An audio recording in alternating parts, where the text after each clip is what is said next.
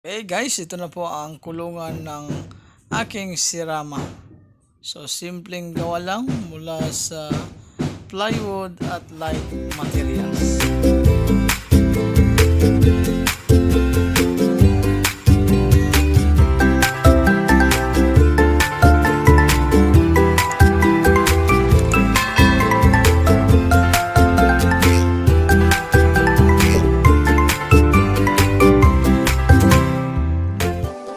Once again, a pleasant day. So this video will show you how to make your DIY cage for SERAMA chicken or bantam.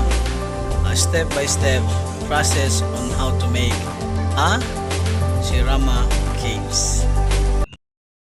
These are the materials: 2 bundle of 1x2x8 lumber, 2 pieces plywood, a 4x8 feet and plastic Amazon wire, common nails 3 inches, 2 inches and 1 inch, and other materials for carpentry.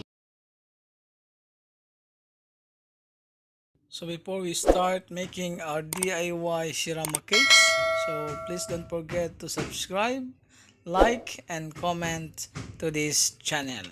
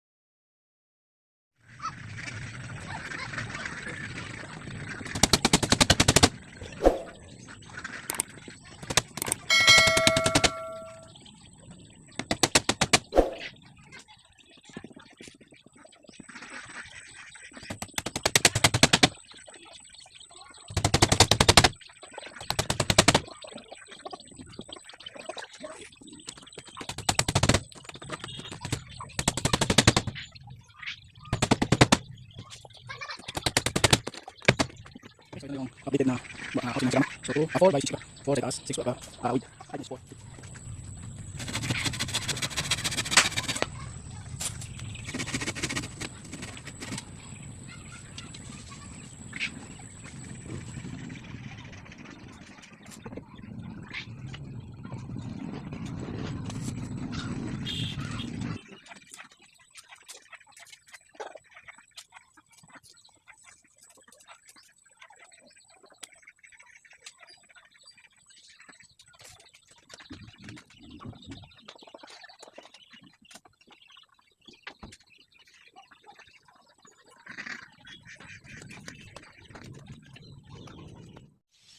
Ito yung screen.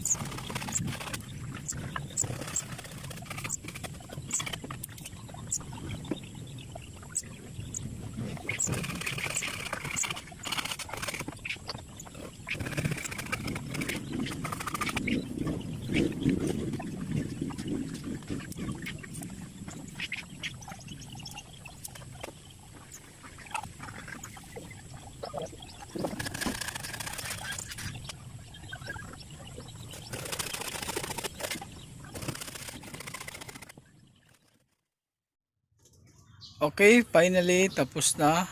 Konti ito na lang hindi tapos. Itong dingding na lang dito. So flex ko na lang sa inyo, guys, itong kulungan ng aking sirama. So tapos na. Almost tapos na. So ito na. Ito na yung aking sirama sa loob. Diyan. Ito.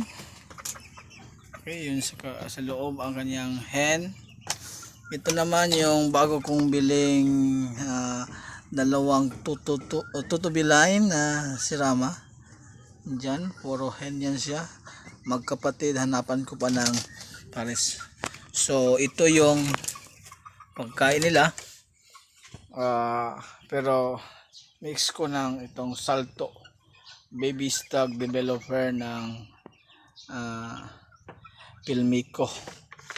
So Pilmico so complete na ito.